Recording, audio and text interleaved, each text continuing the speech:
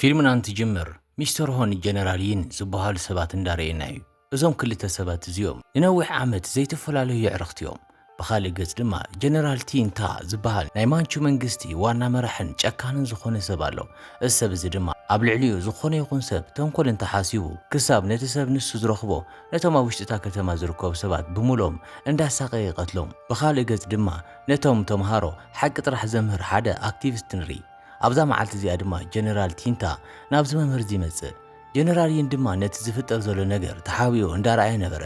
ካብኡ ድማ እቲ ጨካን ሰብ ነቲ ሓቂ ዘምህር መምህር እንዳሳቀዮ ከም ዝኾነ ኣብ ዝፈለጠሉ ግዜ ድማ ጀነራልይን ይወርድ እሞ ምስቲ ጨካን ሰብ ምግጣም ይጀምር።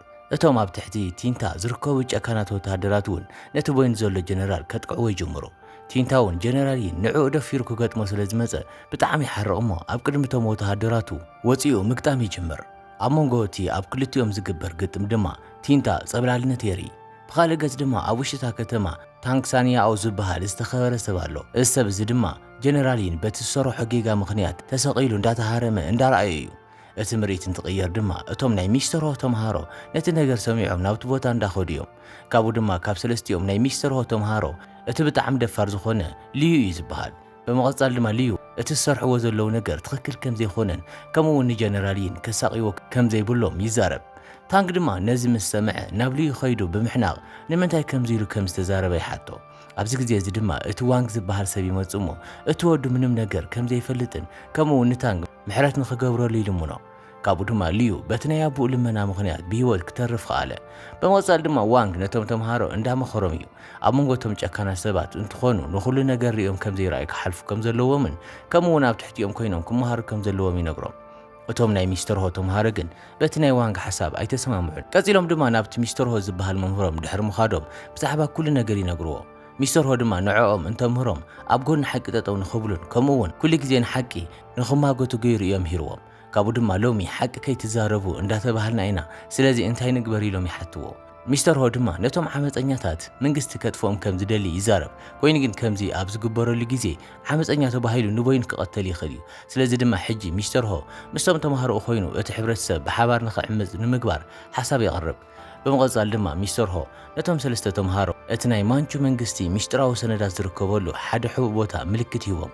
በመቐጻል ድማ ነቶም ተምሃሮ ማንም ሰብ ከይረኣዮም ብጥንቃቐ ነቲ ንብረት ሒዞም ንኽመፁ ይነግሮም። እቶም ናይ ሚስተር ሆ ተምሃሮ እውን ናብቲ ዝተባሃልዎ ቦታ ይበጽሑ። ኣብ ውሽጢ እቲ ክፍሊ ድማ ናይቲ ናይ ማንቹ መንግስቲ ሚስጥራዊ ሰነዳት ኣለዉ። እቶም ተምሃሮ ድማ ነቲ እቲ ሚስተር ሆ ንኸምጽእዎ ዝነገሮም ኩሉ ነገር ብምሓዝ ናብኡ ይምለሱ። ኣብዚ ግዜ እዚ ድማ ብዙሓት ሰባት ምስ በዓል ሚስተር ሆ ብምዃን እንዳዓመፁ እዮም። ብኻልእ ገጽ ድማ ጀነራል ቲንታውን ካልኦት ሰባት ኣብ ልዕሊኡ እንዳዓመፁ ከም ዝኾኑ ሓበሬታ ይበጽሖ። ካብኡ ድማ ቅድሚ ሕጂ እውን ሚስተር ሆ ዓመፅ ኣልዒሉ ስለ ዝነበረ ሕጂ እውን ነቲ ዓመፅ ሚስተር ሆ ከም ዝቐስቀሶ ጀነራል ቲንታ ይሓስብ። ነቶም ወተሃደራቱ ድማ ናብቲ ናይ ሚስተር ሆ ገዛ ብምኻድ ብዛዕባ ኩሉ ነገር ንኸጻርዩ ከምኡውን ፈተሻ ንኽገብሩን ይነግሮም። እቶም ወተሃደራት ግን ናብቲ ገዛ ምስ ኸዱ ንሚስተር ሆ ስለ ዘይረኸብዎ ነቶም ተምሃሮን ነቶም ቤተሰቦምን መቕታል ይጅምሩ። እቶም ናይ ማንቹ ወተሃደራት ድማ ነቶም ኣብ ውሽጢ እታ ከተማ ዝርከቡ ናይ ሚስተር ሆ ተምሃሮ ብምቕታል ኣብ ስራሕ ይጽመዱ። ዋላ እኳ እቶም ተምሃሮ ካብቶም ወተሃደራት እንተምለጡ ኮይኑ ግን እቶም ቤተሰቦም እንዳተቐተሉ እዮም። እቶም ነዚ ዝረኣዩ ልዩን እቲ ዓርኩን ድማ ካብቲ ከባቢ ንምጥፋእ ይውስኑ። መወዳእቶም ክገብርዎ ዝሓሰቡ ድማ ኣብቲ ናይ ኩንጉፉ መምህሪ ቤተ መቕደስ ውሽጢ እዩ። በመቐጻል ድማ ክልቲኦም የዕርኽቲ ናብቲ ቤተ መቕደስ መንገዲ ድሕሪ ምጅማሮም ኣብቲ መንገዲ እቶም ናይ ማንቹ ሰባት ይረኽብዎም። ልዩ ድማ ቀዲሙ በዞም ሰባት እዚኦም ከይተተሓዘ ከምልጥ ኸኣለ። ኮይኑ ግን እቲ ዓርኩ ካብቶም ወተሃደራት ዋላ እኳ ንምምላጥ እንተፈተነ ኮይኑ ግን ደጊሞም ይሕዝዎ እሞ ይቐትልዎ። ልዩ ድማ እቲ ኣብ እግሩ ዝበጽሖ ከቢድ ጉድኣት ንኸይንቀሳቐስ ይገብሮ። ኮይኑ ግን በዞም ሰባት እዚኦም ተተታሒዙ እቲ ጽሑፍቱ ሞት ስለ ዝኸውን ከም ገሊል ናብታ ከተማ ይመርሕ። ካብኡ ድማ ልዩ ናብታ ከተማ ምስ በጽሐ ንሓደ በዓል ሸው እቲ ናይ ሻወሊን ቤተ መቕደስ ኣበይ ከም ዝርከብ ይሓቶ። እቲ በዓል ሸው ድማ እቲ ቤተ መቕደስ ኣብ ጫፍ እቲ ጎቦ ከም ዝርከብ ይነግሮ። እቲ ኣብቲ ናይ ልዩ እግሪ ዘሎ ቁስሊ ዋላ እኳ ንከይንቀሳቐስ እንተገበሮ ልዩ ግን ናይ ግድን ክኸይድ ስለ ዘለዎ እንዳሓንከሰ መንገዱ ይጅምር። እቲ ነዚ ዝረኣየ ወናኒ ትሽቕ እውን ንልዩ ከምዚ እንዳበለግ ንክኸይድ ኣይፈቐደሉን። ቀፂሉ ድማ እቲ በዓል ሸው እቶም ኣብቲ ናይ ሻወሊን ቤተ መቕደስ ዝመሃሩ ተምሃሮ ምግቢ ሒዞም እንትመፁ ይርኢ። ቀፂሉ ድማ ካብቶም እቶም ተምሃሮ ምግቢ ንምሓዝ ዝጥቀሙሎም ቅርንጫፋት ንልዩ ናብ ውሽጢ እቲ ሓደ ይእትዎ። እቶም ናይ ሻወሊን ቤተ መቕደስ ተምሃሮ እውን ነቶም ምግብታት ድሕሪ ናብቲ ቤተ መቕደስ ምብፅሖም እንትወርዱ እቲ ሓደ ቅርንጫት ብጣዕሚ ይኸብዶም። ካብኡ ድማ እቲ ቅርንጫት ከፊቶም እንትርእይዎ እቲ ነብሱ ሰሓተ ልዩ ይረኽብዎ። እቲ ናይቲ ቤተ መቕደስ ማስተር ድማ ንልዩ ብቕልጡፍ ናብ ውሽጢ ንኽእትዎ ይነግሮም። በመወጻል ድማ እቶም ማስተራት በባህላዊ ሕክምና ነቲ ናይ ልዩ እግሪ ይሕክምዎ እሞ በመወጻል ድማ ልዩ ካብቲ ነብሱ ዝሰሓተሉ እንትትነቅሕ ንነብሱ ኣብ ውሽጢ ቤተ መቕደስ ብምርኻቡ ብጣዕሚ ይግረም። እቲ በዓል ሽቑን ልዩ ነብሱ ምስ ሰሓተ እዩ ናብቲ ቅርንጫት እትይዎ። ካብኡ ድማ ብጣዕሚ ብዘሕዝን ኩነታት እቶም ሕጂ ኣብ ውሽጢ ቤተ መቕደስ ዝርከቡ ማስተራት ሓድሽ ተምሃራይ ክቕበሉ ኣይደልዩን። ኮይኑ ግን ልዩ እቲ ናቶም ኣምላኽ ዝለኣኸ ውህብቶ ከም ዝኾነ ይኣምኑ። በዚ ምክንያት ድማ ልዩ ኣብ ውሽጢ ቤተ መቕደስ ንኽነብር ፍቓድ ይወሃቦ። ልዩ ነዚ እንትሰምዕ ይሕጎስ። እቶም ማስተራት ድማ ኣብቲ ቤተ መቕደስ እንትነብር ሓድሽ ሽም ከም ዘድልዮ ብምዝራብ ሳንቴ ኢሎም ሓድሽ ሽም የውፅሉ። ሳንቴ ኣብዚ ቤተ መቕደስ እዚ ምንባር ካብ ዝጅምር ብዙሕ ዓመት ይሕልፍ። ኮይኑ ግን ክሳብ ሕጂ ዋላ እኳ ሓደ ነገር ኣይተምሃረን። ሳንቴ ኣብቲ ቤተ መቕደስ እንትትነብር እቲ ናቱ ዋና ስራሕ ፅሬት ጥራሕ እዩ። ስለዚ ድማ ክሳብ ሕጂ ምንም ዓይነት ማርሻል ኣርት ዘምሃሮ ሰብ የለን። እቲ በዚ ዝሓረቐ ሳንቴ እውን ንሓደ መነኩሴ ማርሻል ኣርት ክስልጥን ከም ዝደሊ ይነግሮ። እቲ መነኩሴ እውን ሳንቴ ኣብቲ ቤተ መቕደስ ምንም ነገር ከይበለ ንብዙሕ ዓመት ፅሬት እንዳሰርሐ ስለ ዝነበረ ማርሻል ኣርት ንክምሃር ይፈቕደሉ። ኣብ ውሽጢ እቲ ቤተ መቕደስ ድማ ከምቲ ናይቶም ተምሃሮ ክእለት ዝተፈላለዩ ናይ ትምህርቲ ደረጃታት ኣለዉ። እቲ መነኩሴ ድማ ንሳንቴ ካብቶም ብዙሓት ደረጃታት መሪፁ ናብ ሓደ ንኽኣቱ ይነግሮ። ካብኡ ድማ ሳንቴ ነዚ ነፃነት እዚ ተጠቒሙ ናብቲ እቶም ናይ መወዳእታ ደረጃ መነኩሴታት ናብቲ ዝመሃርሉ ክፍሊ ይኸይድ። እቶም ኣብዚ ክፍሊ እዚ ዝርከቡ ተምሃሮ ድማ ብዕድመ ዓበይቲ እዮም። ምክንያቱ ድማ ናብዚ ደረጃ እዚ ንምብፃሕ ብጣዕሚ ብዙሕ ዓመት ክመሃር ኣለዎም። ሳንቴ ድማ ናብ ውሽጢ ምስ ኣተወ ነቲ ኣብቲ ክፍሊ ዝነበረ መነኩሴ ኣብዚ ክስልጥን ከም ዝደሊ ይነግሮ። እቲ መነኩሴ ግን ምንም ዘይተምሃረ ሰብ ብሓደ ግዜ ናብዚ ክፍሊ እዚ መፅኡ ክመሃር ከም ዘይኽእል ይነግሮ። ሳንቴ ግን ብጣዕሚ ጎበዝ ከም ዝኾነን ከም ዘኽርዖን እንዳነገረ ይልምኖ። ካብኡ ድማ እቲ በዚ ዝሓረቐ መነኩሴ እውን ንሳንቴ ብፓወር ይደፍኦ እሞ ካብቲ ክፍሊ ንክወፅ ይገብሮ። ሳንቴ ድማ ናብቲ ክፍሊ መሪፁ ንክመሃር ዝፈቕደሉ መነኩሴ ብምኻድ እቲ ዘጋጠሞ ነገር ይነግሮ። እቲ መነኩሴ ድማ ብሓደ ግዜ ናብቲ ላዕለዋይ ክፍሊ ክኸይድ ከም ዘይብሉን ከምኡውን ካብቲ ናይ መጀመርታ ክፍሊ ጀሚሩ ከም ዝመሃር ይነግሮ።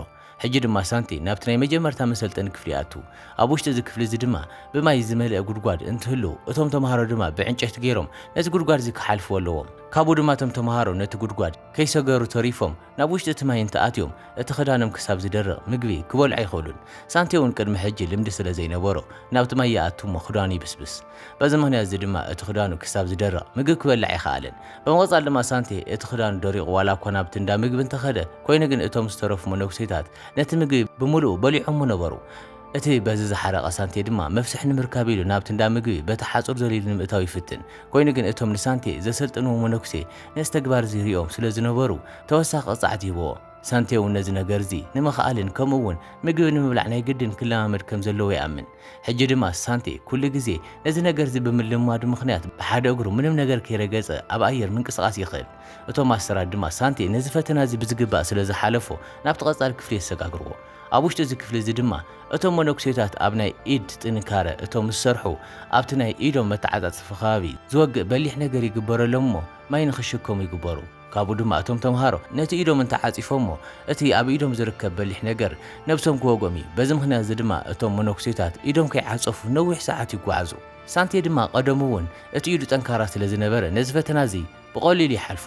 ሕጂ ድማ ሳንቴ ናብቲ ኣብ ሳልሳይ ደረጃ ዝርከብ መነኩሴ የምርሕ። እዚ መነኩሴ እዚ ድማ ነቲ ኣብ ጫፍ እቲ ሸምባቆ ዝርከብ ሓደ እምኒ ብምጥቃም ደወል ክድውል ከም ዘለዎ የምህሮ። እዚ ትምህርቲ እዚ ድማ ናይ ኢዶም ጥንካረ እዩ ዝጠቕሞም። እቶም መነኩሴታት ድማ ከመይ ገይሩ ነቲ ምንቅስቓስ ከም ዝለማመዶ የርእይዎ። መጀመርታ ድማ ሳንቴ እቲ ነገር ቀሊል ከም ዝኾነ ይሓስብ። ኮይኑ ግን ነታ ሸምባቆ እኳ ምልዓል ይኸብዶ። ኮይኑ ግን በብመዓልቱ ኣብ ዝለማመደሉ ግዜ ሳንቴ ነዚ ነገር እዚ ምስቲ መነኩሴ ማዕረ ይገብሮ። ሕጂ ድማ ሳንቴ ጽቡቕ ዝኾነ ናይ ኢድ ጥንካረ ስለ ዘለዎ ናብቲ ቀፃሊ ክፍሊ ንክሓልፍ ይፍቀደሉ። እቲ ኣብቲ መበል 4ይ ደረጃ ዝርከብ መነኩሴ ድማ ብዓይኑ እዩ ትምህርቲ ዝህብ። ሳንቴ ኣብ ውሽጢ እዚ ክፍሊ እዚ ክሳዱ ከየንቀሳቐሰ ብዓይኑ ጥራሕ ነገራት ክከታተል ኣለዎ። እቲ ዘለዎ ደረጃ እንዳወስኸ ብዝኸደ ቁፅሪ ብየማንን ፀጋምን ዝርከቡ ብሓዊ ዝተቃፀሉ ዕንጨይትታት ናብ ገፁ እንዳቐረቡ እዮም ዝመፁ። ሳንቴ እውን ነቲ ምንቅስቓስ ንምርኣይ ገፁ እንተንቀሳቒሱ ብሓዊ ክቃፀሉ እዩ። ኣብቲ ናይ መጀመርታ ግዜ ድማ ሳንቴ ብሓዊ ተቃፂሉ ነቲ ፈተና ምሕላፍ ኣብይዎ ነበረ። ኮይኑ ግን ሕጂ ሳንቴ ገፁ ከየንቀሳቐሰ ብዓይኑ ጥራሕ ምርኣይ ስለ ዝኸኣለ ናብቲ ቀፃሊ ክፍሊ ንክሓልፍ ይግበር። ኣብዚ ክፍሊ እዚ ድማ ኣብቶም ዝተቐመጡ ዕንፀይትታት እቶም ጨረራት ኣብ ዝበርህሉ ግዜ እንዳኸደ ንኹሉ ዕንፀይቲ ክሃርም ኣለዎ። ካብኡ ድማ እቶም መነኩሴታት ብዘይ ሓሰብዎ ቅልጣፈ ሳንቴ ነዚ ተግባር እዚ ይፍፅም እሞ ያገርሞም። ሕጂ እውን ሳንቴ ናብቲ ቀፃሊ ክፍሊ ክሓልፍ ከኣለ። ኣብ ውሽጢ እዚ ክፍሊ እዚ ድማ ኣብ ናይ ርእሲ ጥንካረ እዮም ዝሰርሑ። እቲ ኣብቲ ክፍሊ ዝርከብ ማስተር ድማ ብሓሸዋ ዝመልኡ ከረጢታት ዘሊሎም ንክሃርምዎ ይገብሮም። ሓደ ጥራሕ ዘይኮነስ ነቶም ዝተሰቐሉ ኩሎም ከረጢታት ክሃርምዎም ኣለዎም። سانتي دما لكع كمت ناي عين فتنا نز فتنا زون بقليل كحلفو خاله حجي دما سانتي أبز بيت المقدس زي نتوم زوهابو تمرتتات كابت زقبا نلعلي بقلتو في وده اتنايت بيت المقدس وانا ماستر دما سانتي نز تمرت زي بقلتو بمودو بسانتي خورة حجي دما سانتي لكع كمتم خالوت منوكسيتات حدا كفل نخمرصن كمون أبت كفلي أسلطان نكخون عدلي وهابو وين جن اتناي سنة مقوار ممهر زخونة حدا ماستر سانتي نتوم فتناتات بمولهم كم زي حلفهم يزارب كمون سانتي أبسنا مقوارو عبيس أقام كم زلون بتوساخ دما أسلطان كخون كم زي خلي يزارب اتناي سنة مقوار ممهر زخونة ماسترون مس سانتي نخقت من كمون سانتي انت سعره خالق كفل نخحز وين جن سانتي انت تسعيره كابت بيت مقدس نخبار حساب يقرب اتم خالت منوكسيتات دما اب منغو كلتيوم تقطم نخغبر يفقدو سانتي دما مستناي نوح غزي لمد زلو ناي سنه مغبار ممهر اندا غطم ايو اتناي سنه مغبار ممهر دما ناي بوزح عمت لمد سلا زلو بقليل نسانتي كسعرو خاله اتم منوكسيتات دما سانتي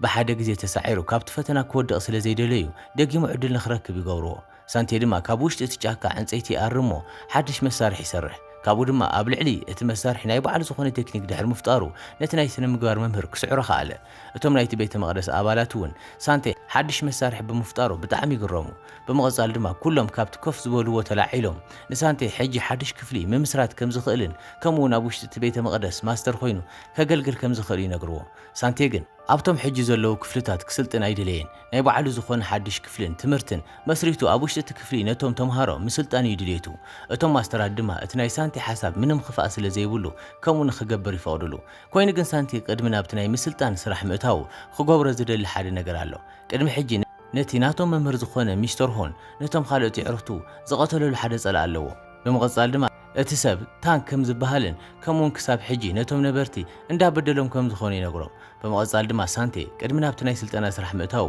ነታ ቡሽታ ከተማ ዘሎ ጸገም ክፈትሑ ይኽእል ከም ዝኾነ ካብቶም ማስተራት ፍቃድ ይሓትት በመቀጻል ድማ እቶም ኣብቲ ቤተ መቅደስ ዘለው ኩሎም ሞኖክሲታት ከምዝ ንኽገብር ፍቃድ ይህቦ ሳንቴ ድማ ድሕሪ ብዙሕ ግዜ ናብታ ከተማ ተመሊሱ ይኸይድ ካብኡ ድማ ናብታ ከተማ ምስ ኸደ ንታንክ ይረኽቦሞ ምስ ታንክ ምባኣስ ይጅምር ሕጂ ድማ ሳንቴ ካብቲ ናይ ታንክ ዝሓሸ ክእለት ስለ ዘለዎ ንታንክ ብቐሊሉ ይስዕሮ ኮይኑ ግን ንታንክ ክቆትሎ ኣይከኣልን ምክንያቱ ድማ ካብ መንጎቶም ናይቲ ቤተ መቅደስ መምርሒታት ዝኾኑ እቲ ሓደ ሞኖክሲ ንኻልእ ሰብ ክቐትል ዘይምኽኣል እዩ በዚ ምክንያት እዚ ድማ ሳንቴ ነቲ ልዩ ዝበሃል ዓርኩ የምፅኦ እሞ ንታንክ ንክቆትሎ ይገብሮ ልዩ እውን ንታንክ ድሕሪ መቕታሉ ናይ ሳንቴ ተምሃራይ ክኸውን ከም ዝደሊ ይዛረብ ሳንቴ ድማ ናይ መጀመርታ ደቂ መዝሙሩ ኣብ ውሽጢ እታ ከተማ ይረክብ እቲ ናይ ሳንቴ ናይ መጀመርታ ደቂ መዝሙር ንምዃን እቲ ዝሓተተ ወዲ እውን ነቶም የዕርክቱ ኣኪቦ ምስኡ ብሓባር ናይ ሳንቴ ደቂ መዝሙር ይኾኑ ሳንቴ ድማ ነቶም ምስኡ ዝተሰማምዑ ደቂ መዝሙሩ ኣኪቡ ነቶም ክሳብ ሕጂ ኣብ ውሽጢ እታ ከተማ ዘሳቀይዎም ሰባት ንምጥፋእ ስራሕ እንዳሰርሐ እዩ እቶም ሰባቱ እንዳተቐተልዎ ዘለዉ እቲ ከምዚ ዝገብር ዘሎ ሰብ መን ከም ዝኾነ ክፈልጥ ይደሊ እዩ